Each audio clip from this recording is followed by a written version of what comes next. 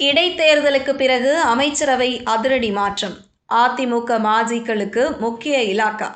பதவி இழக்கும் தாவேக ஜூனியர் அமைச்சர்கள்.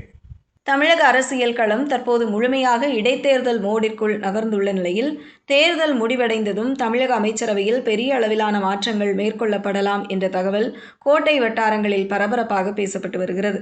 குறிப்பாக அதிமுகவில் இருந்து விலகி தமிழக வெற்றிக் கழகத்தில் இணைந்துள்ள மூத்த தலைவர்கள் இடைத்தேர்தலில் வெற்றி பெற்றால் அவர்களுக்கு முக்கிய அமைச்சர் பதவிகள் வழங்கப்படலாம் என்று எதிர்பார்க்கப்படுகிறது.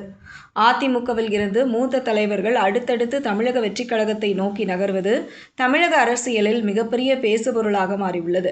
அதிமுகவை சேர்ந்த சி. விஜயபாஸ்கர், எம்.ஆர். விஜயபாஸ்கர், மரகதம் குமாரவேல், எஸ். ஜெயக்குமார், பி. சத்யபாமா மற்றும் இசக்கி சுப்பையா ஆகிய 6 எம்.எல்.ஏக்கள் தங்களது சட்டமன்ற உறுப்பினர் பதவிகளை அடுத்தடுத்து ராஜினாமா செய்துவிட்டு முதல்வர் விஜயின் தமிழக வெற்றிக் கழகத்தில் இணைந்துள்ளனர்.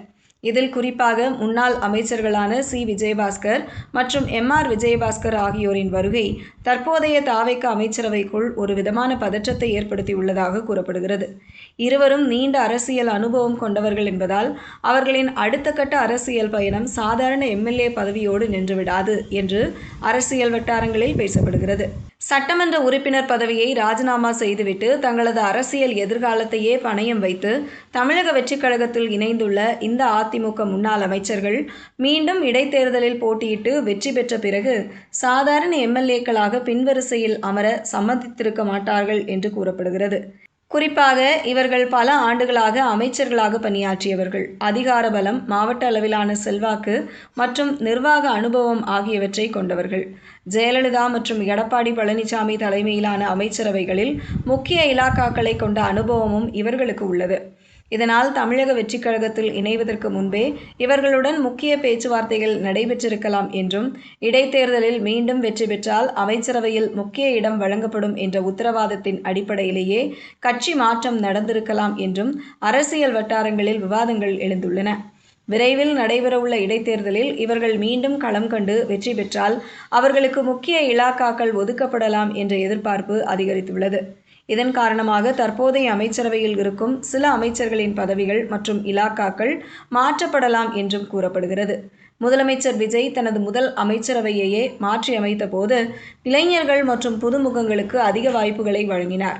அரசியலில் புதியவர்கள் மற்றும் முதல் முறையாக சட்டமன்ற உறுப்பினர்களாக தேர்வு செய்யப்பட்ட பலருக்கும் முக்கிய அமைச்சர் பதவிகள் வழங்கப்பட்டன.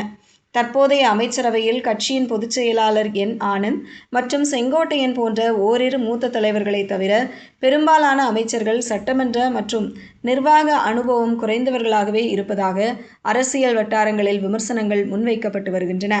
அதிலும் சரத் மற்றும் கீர்த்தனா உள்ளிட்ட சில அமைச்சர்கள் தொடர்ச்சியாக சர்ச்சைகளில் சிக்கி வருவதாகவும் அவர்களின் செயல்பாடுகள் முதலமைச்சர் அலுவலகத்தின் கவனத்திற்கு சென்றுள்ளதாகவும் கூறப்படுகிறது.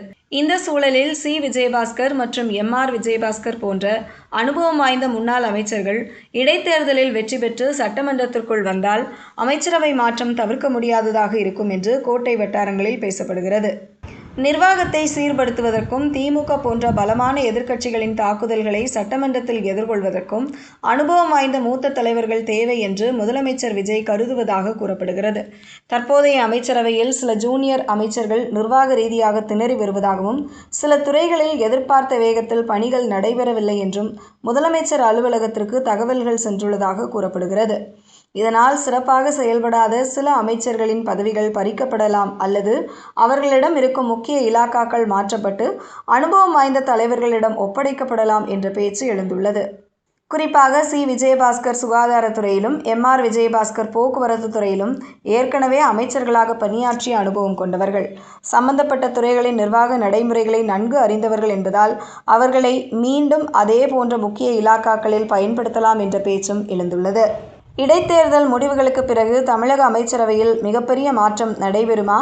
அதிமுகவில் இருந்து வந்த முன்னாள் அமைச்சர்களுக்கு முக்கிய இலாக்காக்கள் வழங்கப்படுமா?